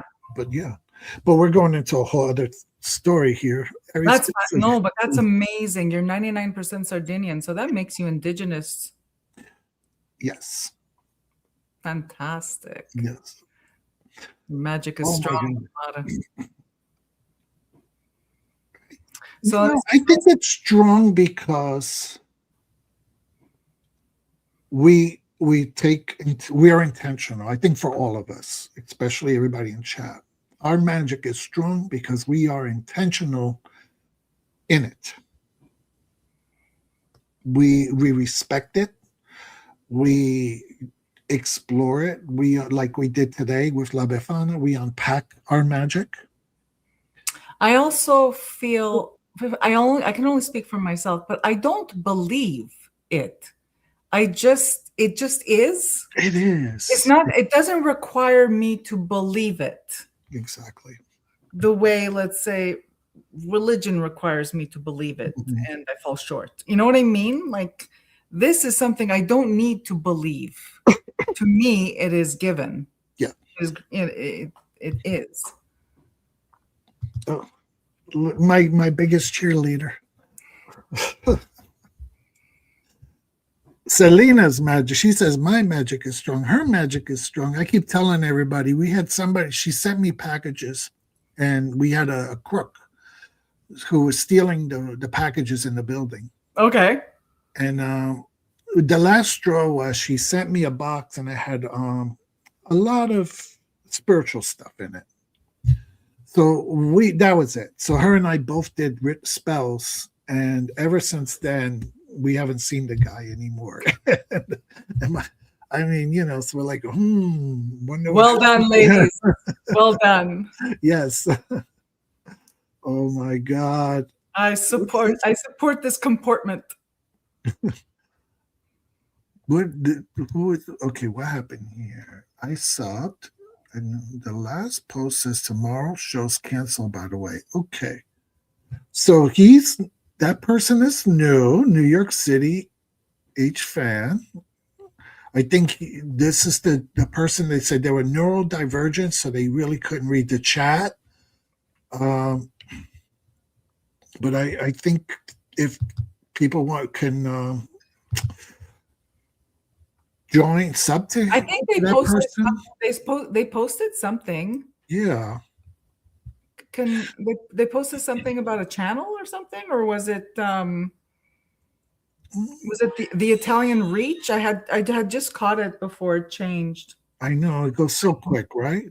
Yeah. But please feel free to sub to each other, and if you want to put your links up, please do, and have the mods, because this is a good way, everybody helped me to reach my goals, and everybody can help each other reach their goals. Oh, I'm sorry, he has been sick. Oh, they're probably talking about someone else. The Italian Research Channel. So we've been talking for an hour and a half. Oh my gosh, it doesn't seem that long. It never does. It doesn't seem that long to me at all. Does anyone in chat have any questions regarding the holiday traditions or So, while we're waiting, I hope people feel welcome to ask questions. Yeah. In January, there's some cultural things, like some cultural traditions that I remember a lot. And January was pork season. It was making sausage. Yes. Yes. I always remember that. And the sausage, this having to wash the sausage casings, and then all the sausages hanging on like a rack. The homes that I grew up in all had a fireplace in the basement. So it was Italian contractors, and every single house had a fireplace. And I remember January, where all the sausages, after they were made, would hang to dry overnight by the fireplace before hanging them in the cold room. So that's one of the January things that I remember. Yes, because they would raise most of the pigs, gave birth in the springtime. In the springtime. And they would get fatted up by Christmas. Yeah. By December. And by that point, that's when they would, unfortunately, make them into the holiday meals. And they would take all the meats. I remember that. My grandmother, she would make the blood sausage and salamis and the casings, and we would have to do all that. And the liver sausage. Yes. Liver sausage with the pork fat and the hot peppers and stuff and the prosciutto and the salamis, Yes, exactly. I remember that as a child too. Yeah. And then you would put them to dry up in the ceiling. Yeah. That smell is still, I can smell it in my mind, right? Allison used to help her grandmother make chorizo. See? Yeah. See those memories? Yes. And what did wait? Something will happen here. Did I miss something? I hope you can always make this a regular live. I'm enjoying this very. Oh, that is so sweet. And no, we cannot.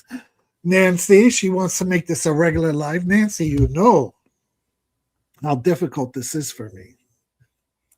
Um, we would we wish we could, but unfortunately our schedules are hard and we have too much. But Mary Grace and I have become very good comadres.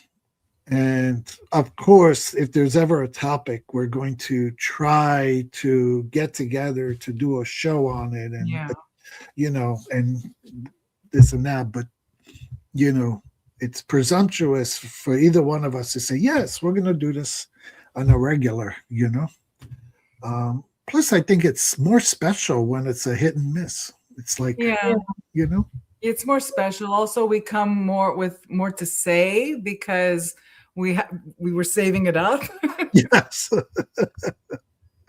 I know, because we've been trying to communicate all week long and it's been hit and miss because life has been crazy with the holidays. So Yeah, and I go a little nonverbal after work, right? So yeah, I'm a but little I need to withdraw a little bit, and I'm just wired that way, right? Like sometimes I just have to be quiet. well, you know, but and I totally understand that because we both work in professions that require a lot of emotional psychic energy. Yeah. And when we come home, we need to kind of Not. refill. Yes, you know. Because even my husband, he's like, but I've been home all day. I want to talk to you. I'm like, I would love to. In my head, I'm like, I would love to talk to you, but I've been talking all day. Yeah. Oh you my know? gosh, especially those days where we're talking all day. Yeah. Mm-hmm. Oh, look at that. Now, I'm going to keep reminding people if you haven't bought Mary Grace's books, please do. I know you're too humble, but I keep reiterating you don't have to be Italian American to appreciate her books. I really think her writing transcends culture. That was yeah, well, that was my intention. And I did get a little I do get occasionally a little friction from people because they feel that I'm too welcoming. But magic is for everybody. you know what? The magic words for those people. Fuck you. Yeah, exactly. Go write your own book then. Yeah. Go write your own book. You want it to be a certain way. Yeah, when Yeah. when people start with the whole closed practice argument with me, and it's no, that's not. No. No.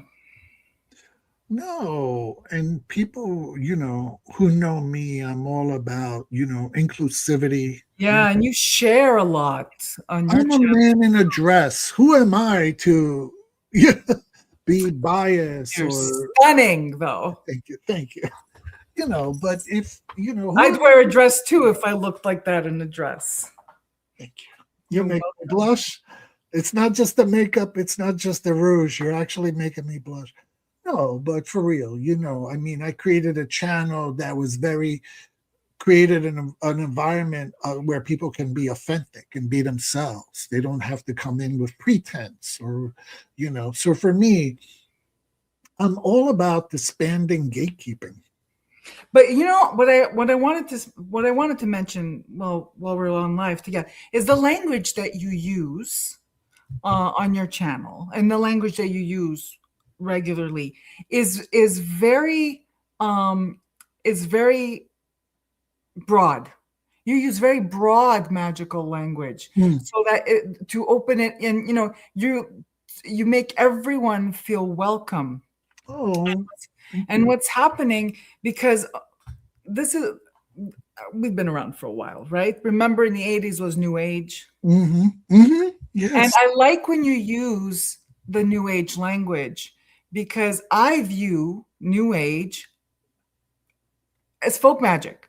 It Yeah. was folk magic, but it was sanitized, Mm-hmm.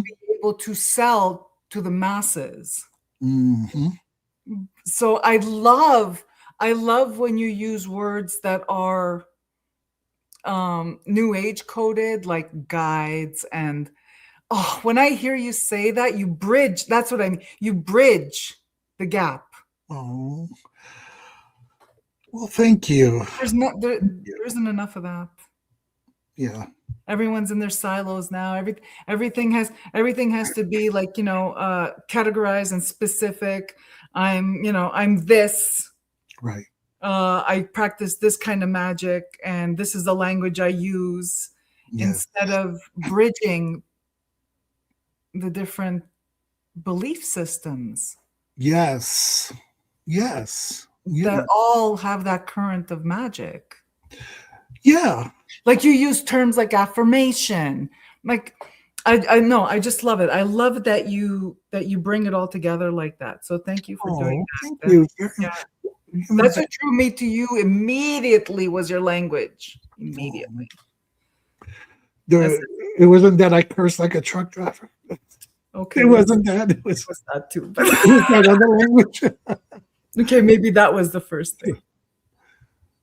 I like when look for a new person. Yes. In my Yes, NYCH fan. Oh my God. Niche fan? NYCH fan. There's too much of us and them mentality today. It's too much. That's right. It's too everyone's vying to be more witchy than thou. Everyone's vying to be, I am edgier than you. The edginess has gone really, like, that makes me chuckle. Yeah. Just surviving life is fucking edgy. I don't see. I guess because, and maybe it's because we live in a TikTok, Instagram kind of culture. Yeah. Where everybody has to create their own niche. Yeah. And it's only by having your own niche do you get likes. Yeah, because, it's like this persona. It's your niche, it's your persona, and you're selling this image. You're selling a mood. You're selling an image. I get it. But the people watching, and I include myself as one of the people watching, we're not that, we don't have that tunnel vision. We're not that one dimensional, is what I'm trying to say. Mm-hmm. Everyone watching tonight is multi-dimensional. Exactly. Multifaceted. Like, so, if you, and folk magic is the intersection of all these things, because it's the intersection of religion and culture and customs and where you live versus where your people come from. It's an amalgamation of all that. It's a crossroads of all that. Yes. And it's also, and the guy, I can't say the word, of politics. Because one thing that we always have to remember is when people feel helpless because of the political environment. Yeah. And they don't have the recourse to go to the police or go to legal authorities. Yeah. They turn to magic. Yeah.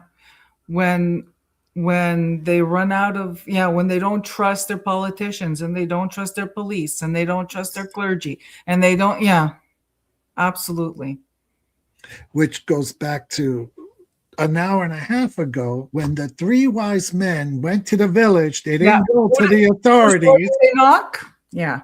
They went to La Befana, So I think, politics is... And Three kings knocked on La Befana's door. Yeah. And I think for all of us, I think, as frustrating and as terrible as the current political climate, we can't, yes, we need to turn it off because it's not good to live in that toxicity. But we also need to keep an eye out on it, an ear out, and do magic because that's got to change. We can't live in oppression.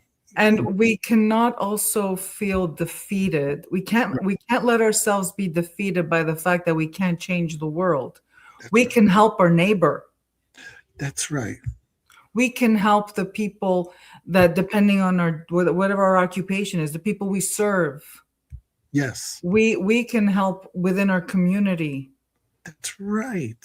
We can help with our online community, right? Yes. But the way the world is structured, it wants to make us all powerless. Mm, Powerful want to make us all powerless. yes. And I often talk to people who say, "Well, I can't. I'm so distraught. Like there's all this shit going on in the world and whatever." And it's like, yeah, but your neighbor might be hungry. That's right. You can do that. Yes. And Yes. then and that goes also back to folk magic, where they couldn't trust the police, they couldn't trust the clergy. The clergy couldn't help, their doctors couldn't help them.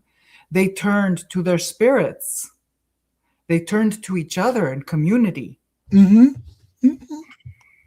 And this is why we have so many of our YouTube family, our YouTube tribe, because for so many of us, they live in different parts of the world where they're isolated. They don't have the support. They don't have people who think like them. And to be able to come here, so maybe I can't change the town around me, but at least here I can be part of a tribe. I can be part of people who I can connect with and have these conversations with, you know. Yeah, So I don't feel so alone, yeah, same. you know. Same. I've been on the internet since 1998 talking about Mm, Italian folk magic. I yeah, didn't even call it Italian folk magic. The things we do, I used to call it. Those things that we do. right. And it was when I wrote my first book. That's when the term Italian folk magic came into my life, because prior to that, it was just the things we do. Hmm. And that was, again, right? It's a label, but it's easier. And I think in that, how I sometimes give, I'm pretty harsh when it comes to like people labeling themselves and stuff like that. I'm harsh about it, but at the same time, I understand that it's with labels that we find fellow travelers, right? We find the people we have shit in common with, Yeah. right? We have common goals. We have common, common beliefs. And I think labels help us initially to put language. Yeah. That's And what even to understand ourselves, to right? understand ourselves. And then as we evolve, We we figure tend out to, that we don't fit we one exactly. or two Mhm. or three Or three, or four. exactly. Yeah. We come out of that box. Yeah. I told you, because a lot of it is ageism, right? But in the gay community here in the United States, when people started using the word queer, and it was mostly younger people, the older people, we hated that word because it was used to hurt us. It was used to really hurt us. Yeah, I know. And I have friends that still they don't want they hate that word. yeah, They'll say I'm a gay man. That's it. Don't. that's it. Yeah. And every time I would hear the word, I would cringe. And then little by little, I caught myself and I said, why does it bother me so much? Why does it irk me? And why are the younger people taking back that word? Mm. And isn't that word more inclusive than having to say I'm LGBT or this or that? Or It's more yeah, broad. yeah, it's more broad. I don't have to put myself in one of those little labels. I could be in this border thing. And I got to the point where I said, I like that word now. Like I tell people I'm a queer person. I like it. Yeah, I could say I'm gay, whatever, but I just like the word now. It's more, to me, it feels more inclusive. It's more inclusive and it's more subtle Yes. because you're not being specific about where Right. you you live in that city, right? Right. I'm from that city, but you don't have to tell people you don't know exactly where in that city you live. It's the same thing with practitioner. I still cannot call myself a witch. Other people call me a witch. Mhm. For better, for worse, for whatever They reason. call me a bitch, but that's Yeah, okay. there we go. That too. Call me that too. Um, but a practitioner Mhm. is nice, and for me it's open and it includes everybody. Like when I say practitioner, I'm thinking of everybody, no matter what it is, what part of magic they're into, who their deities are. It doesn't matter. They're practitioners like me. They're family. Yes. So It's I like how you Mhm. described how you came around, because I have friends that still resist. Mm. Mhm. Yeah. Because like you said, of a certain generation, it was used, it was a slur, and it was used to, insult, or to worse, it was was cried out because before they got their, beaten up. Yes. It was a battle cry before they got beaten up. See, I'm old enough to know people that old. Yeah. Exactly. So we've been on for 2 hours, and I see a number of our friends have already said goodnight and have Yeah. gone to bed. Oh, thank you. Oh, But oh, that's so funny. You are a great person, Mr. A. Not the B word. I could be. It's okay. Um, I joke, but I don't mean to insult anyone or to cause no. harm. So if I've said any language or used any terms that have caused harm, I apologize. I use them for me. I'm a little bit more. I'm a New Yorker. I'm a New Yeah. York drag queen. My skin's a little tougher. Um, you know, I don't know what my excuse is, but all the same things. yeah, I tend to be very direct, and I don't mince words, but I don't mean harm. no, no, Uh, I think none of us do. I think we all come from a place of love, a place of compassion, and a place of caring. yeah. Um, you know, and our goal here to just have these crucial conversations. Okay, this is what they are, crucial Oh, thank you, conversations. Selena. You know, I love you too. I love you which all. Thank you all for showing up. I love you guys. say you are our tribe. Yes, direct is the best, because if we don't have these conversations, if we stay, there's nothing wrong with being politically correct. Let me say that because I think it's important that we respect people, and using certain language is a form of respect. However, I think it's also important not to shy away from certain conversations because we are afraid of hurting someone's feelings. There's nuance there. Right, There's nuance. right. I am absolutely agree. It's a balancing act. Yes, We can speak the truth without shutting people down. exactly, exactly.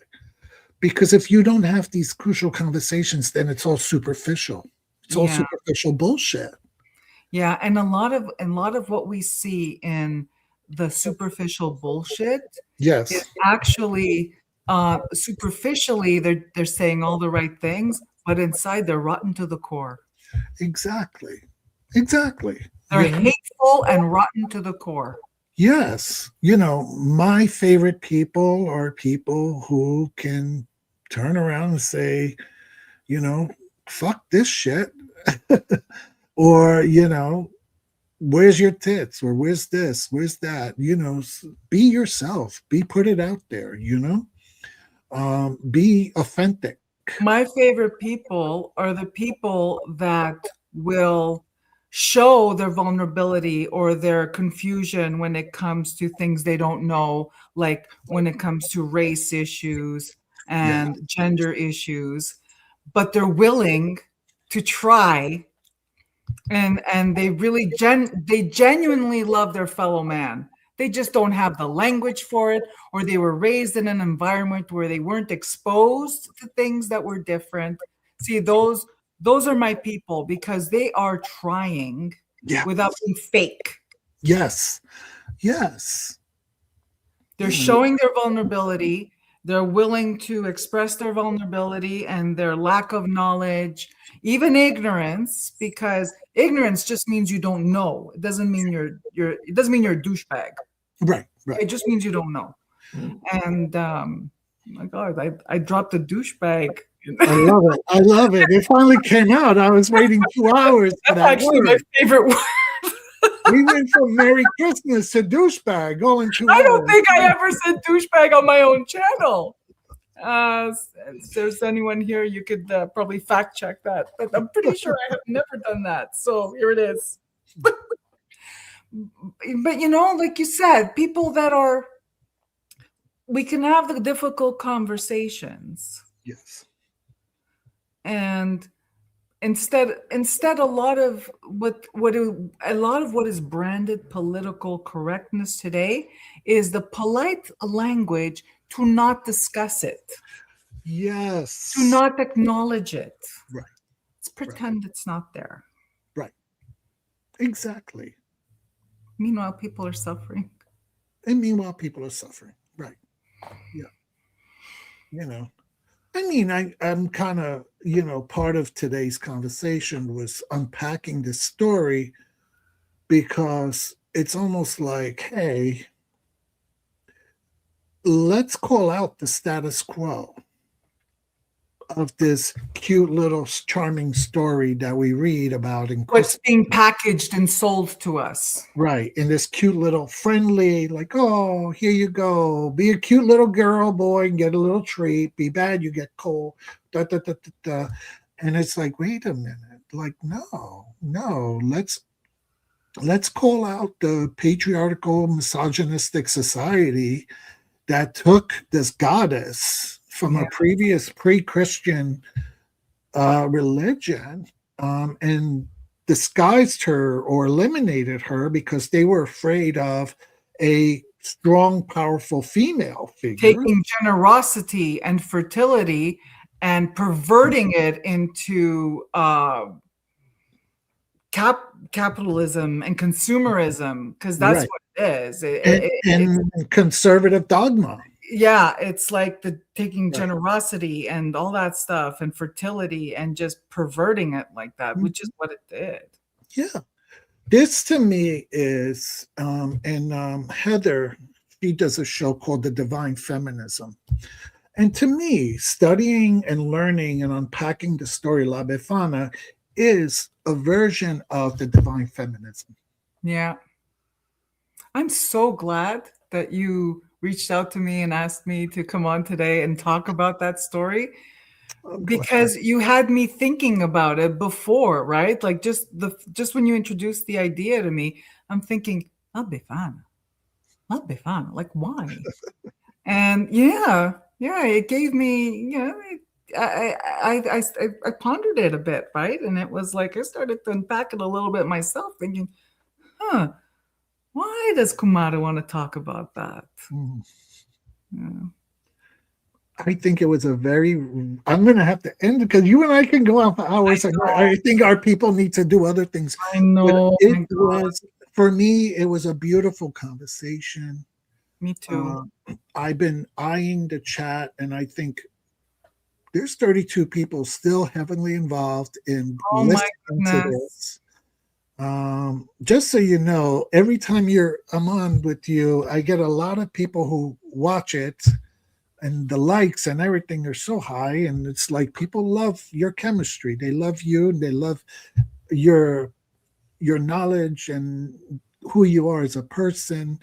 I mean, I know so many people, they keep talking to me and telling me how they've subscribed to your channel. And thank you, everybody. are buying your books because they see how invaluable they are, you know. Oh my gosh, no, really, it's like I'm so grateful. Thank you, everyone who supports me in any way, shape, or form. Whether you watch me on YouTube, follow me on Instagram, buy my books, just because honestly, I used to say this at the very beginning. Mhm. Without the people we interact with, we're just fucking talking to ourselves. We really are. We really are. Without you guys, Right. I'm just talking to myself. And there's nothing wrong with that. It No, becomes a problem when all of a sudden you start answering yourself and you don't recognize the voice. oh, oh, yeah. I need a heavier dose on my medication.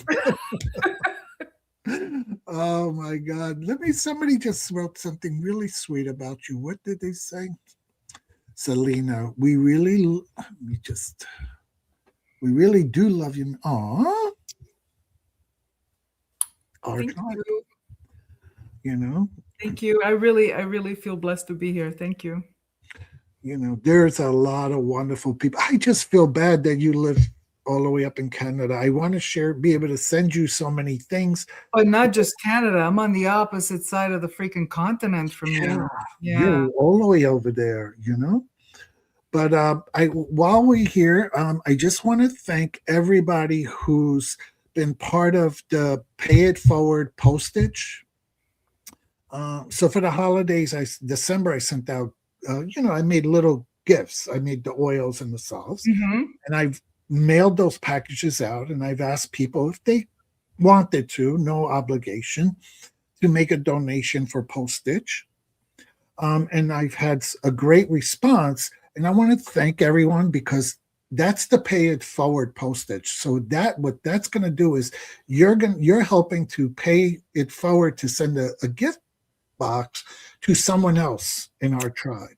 Oh, that's wonderful. So just so you know, whenever you see somebody post or say thank you for the gift box, you have also helped or been a part of that because by making a donation towards the postage, you are now helping to give that gift to someone and brighten up their day. So I want to thank everybody for who's donated to the postage. It was very helpful. Um, and if you're one of these individuals who lives in the continental United States who would like to receive a gift, please just if you go to my page and you go to the more on the top, you'll see my email. Write to me and let me know. Say, hey, I would like to, receive a gift, and put your name and your address. And whenever do it, I do it sporadically, but whenever I do have the opportunity, I will send you one as well. You know, Oh, um, that's so and lovely. You're so lovely, Kumar. it's we do it to, some of us are shy, some of us are lurkers, some of us don't connect with other people even though they come to all the videos and everything, they Yeah. might not be out there. But it's a way for people to also receive. Just because you're shy and you're laid back, Yeah. why not get a gift too, you're still part of the community. All right, everybody, we're going to end this live. Thank you, my dear. Any last words before we say goodbye to our? I just want to wish everyone who's here now, like live, and who's going to be watching on the recorded um thing that we did just now. So okay, at your little Befana. I just want to wish you all a really gentle 2026. Yes. I want to wish you all a really, really gentle 2026. I hope for you best wishes for health, peace. My God, peace. everything, whatever you need, like, that you at least get what you need. Like we often say, oh, I wish you prosperity, I wish you abundance. Oh my God, I wish you what you need. I like that. I like that. And love and health and all that good stuff. Yes. And take care of yourself, and you take care of who you can, like, whoever's in your care, even your pets, and Yes. All right, everyone. Good night, and thank you again for being part of our live and helping us to unpack some of these stories around the mythology of our practice and ritual and our folk magic. Blessings and light. We'll see you all soon. Bye-bye. Bye.